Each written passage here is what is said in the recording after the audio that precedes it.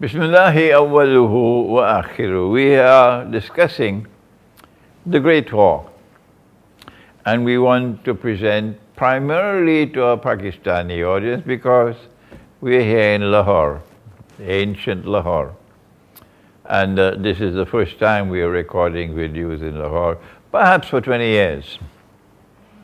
And we're trying now to explain the subject of the Great War, in which we said weapons of mass destruction will be used as never before in history. And millions would die. That's the tip of the iceberg. There's much more to it than that. In the Quran, Allah speaks in Surah Al-Isra, and He says, بَعْدَ أُوذُ بِاللَّهِ مِنَ الشَّيْطَانِ الرَّجِيمِ. I'm quoting the Quran for the first time. وَإِن مِّن قَرْيَةٍ إِلَّا نَحْنُ مُهْلِكُوهَا قَبْلَ يَوْمِ الْقِيَامَةِ قبل يوم القيامة. Did you hear that? قبل يوم القيامة أو معذبوها عذابا شديدا كان ذلك في الكتاب مسطورا. And there will not be a single town or city which will escape. The Quran is speaking about a great destruction of every town and every city. And it says, Allah will destroy them before Qiyamah. This is not an event which occurs at Qiyamah, the end of the world. This is an event which will occur before the end of the world. And those towns and cities which escape destruction would be punished with great punishment. No food. Food supplies are disrupted by nuclear war. No water. Water supplies are disrupted by the Great War. No energy. The electricity grid is no longer working. So those who are living in the remote countryside, they can survive. But the 10 and the 20 and the 30 million people living in the big cities that Dajjal has created, for them it's terrible punishment. And this will take place before Qiyamah. But Allah is a just God. Everything in this world is built on truth. And truth is founded on justice. So Allah will not destroy a people who do not deserve to be destroyed. So who are those who are at the top of the list who deserve to be destroyed? The answer for anyone who has even 5 rupiah, but 5 rupees worth of common sense and knowledge, is modern Western civilization. So the schoolboys can continue taking money from the CIA and taking weapons from the CIA to go and launch their bogus jihad in Syria, so that the new Ottoman Empire can expand and Syria will become a client state of Turkey. We are not fools. We have heads on our shoulders, and we can understand what you cannot. So ISIS will take money and take weapons, state-of-the-art weapons, to launch their bogus jihad, and to expand, to remove Assad. You can continue with your efforts, but we know that Allah will not punish a people who do not deserve to be punished. And those who deserve to be punished, most of all, is modern Western civilization and the CIA and all its wickedness all these years.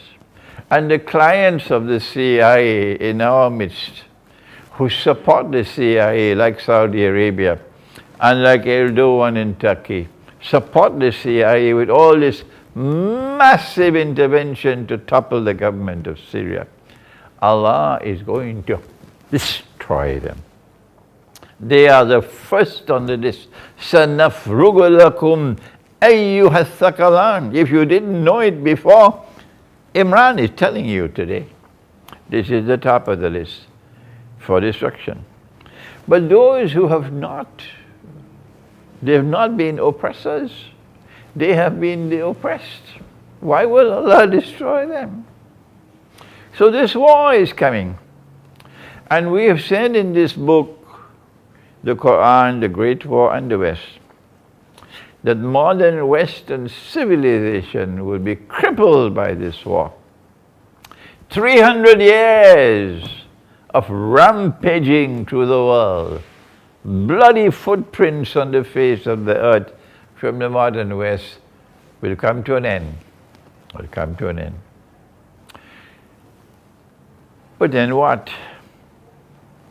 What kind of world will there be after the Great War, in which NATO and NATO's satraps will be waging war on Russia, modern Orthodox Christian Russia, which follows Jesus, and a China which is in alliance with Russia, a China which refuses to bend its knee in submission to those who are ruling the world today. Their plan is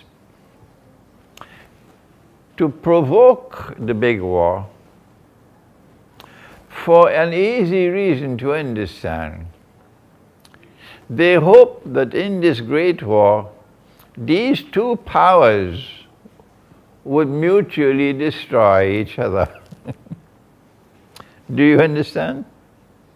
So there will be no more Western civilization after the war, no more NATO, but that Russia and China will also disappear as powers.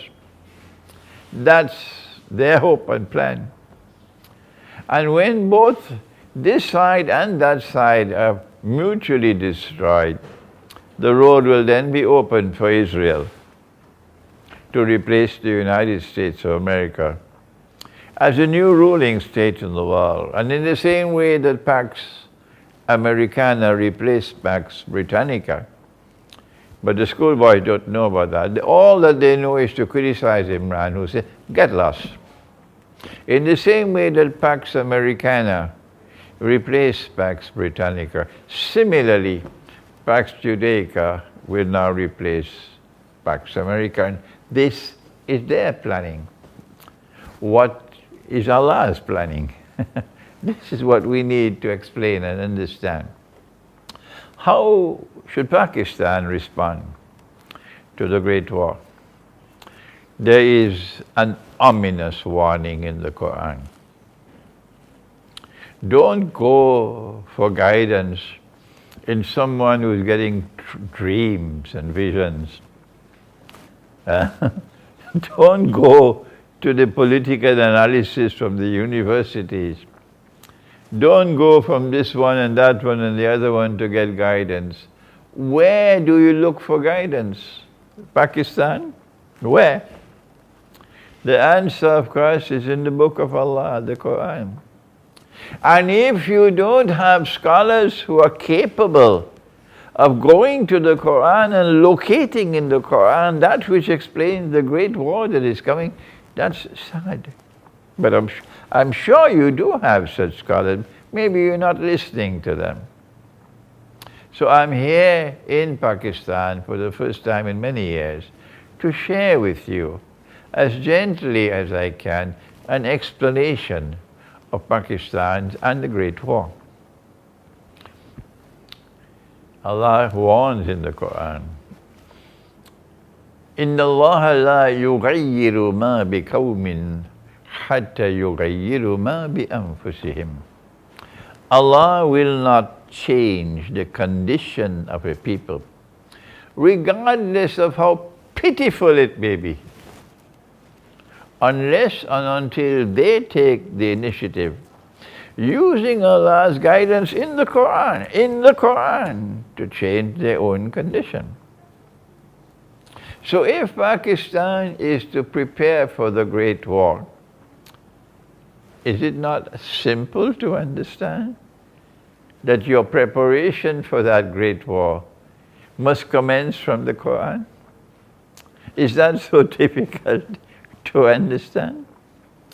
And if there are those who are offering an analysis based on the Quran, you should show respect for them and listen to them. If you do not do that, if you remain with your arms folded and you do nothing for the next 4 years, you do not go to the Quran for guidance. And when you go to the Quran for the guidance, the Quran tells you, follow him. This man who was sent to teach the Quran, Nabi Muhammad alayhi salatu wasalam. Allah is telling you in the Quran, follow him, follow Nabi Muhammad alayhi salatu wasalam. So not only do you have to look for guidance in the Quran, but you also must look for guidance in the Hadith, in the Sunnah, to the extent that it is in harmony with the Quran. Because the Quran is absolute truth. Al-Haqqul Yaqeen. The Quran is absolute truth. Al-Haqqul Yaqeen. And nothing else shares that status. So it should be elementary for you to understand. They will never understand it in the Darul Uloom. That's why I'm leaving them, I'm moving on. They will never understand it. But for you it's simple. Since this is absolute truth, and nothing else shares that status, the Quran must sit in judgment over the Hadith. If the Hadith speaks about Ghazwatul Hind, for example, which is now a matter of importance for Pakistan in the context of a war which is coming, you do not simply accept the Hadith on Ghazwatul Hind, or a war which they interpret as a war in which Pakistan will defeat India. Muslim Pakistan will defeat Hindu India, and Muslim Pakistan will then rule over Hindu India. If this is what it says, this is their interpretation. Of course, at the time of the Prophet ﷺ, Hind was not India. Hind was this whole subcontinent. But never mind. That's their thinking. The Quran must sit in judgment over the Hadith. And when the Hadith is in harmony with the Quran, we accept it. But we have to check out the Hadith and do the intellectual work, the research work, to see whether or not the Hadith is in harmony with the Quran. That's not a work for schoolboys. No. And I'm inviting Pakistani scholars, inviting you to take a look at this Hadith about Ghazwatul Hind, because it seems to have captured the imagination of many people, including scholars. And it is pivotally important. You have to address it.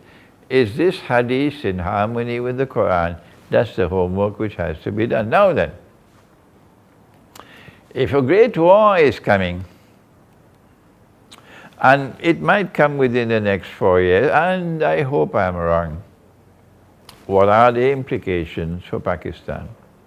Thank Allah that Pakistan has not betrayed the Quran, and Pakistan is not a member of NATO.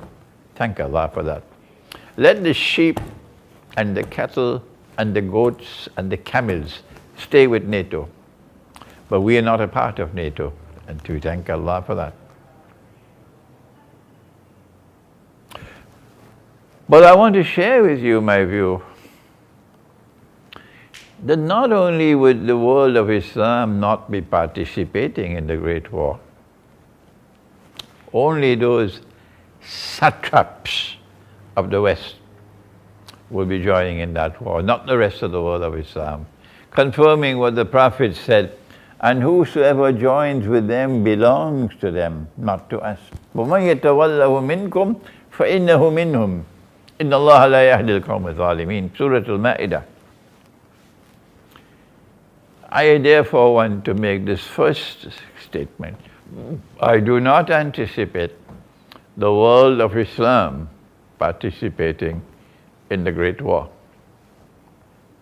It's a war between the West and Russia and China. And those who are supporters and clients of the West will be joining in the war.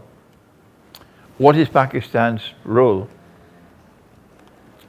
I am in Pakistan because I don't see the last shower of rain, scholarly rain, coming from Turkey, which is comfortably in NATO, and nobody is making an effort. Nobody is making an effort to condemn it. I don't see the last shower of rain coming from the Arab world, where the oppression is intense. No people are suffering more than our Arab brothers. Their governments are oppressing them. You have a beard, you're in trouble. Yes. The governments in the Arab world have become pharaohs. And in Egypt, our people are suffering and groaning. Around the Arab world is happening. Perhaps there might be less oppression in Algeria. But oh yes, the people of Yemen are suffering. Oh yes, they've been suffering for 7 years now. And despite that, there are sheep and cattle and goats and camels who have respect for Saudi Arabia. The people of Syria have suffered immensely because of this bogus jihad. And yet they come to snipe at me. This bogus jihad. The people of Iraq have suffered so much. The people of Libya are suffering terribly. Around the world, our people are suffering, in the Arab world particularly. But we don't see Arab scholarship recognizing Gog and Magog. No.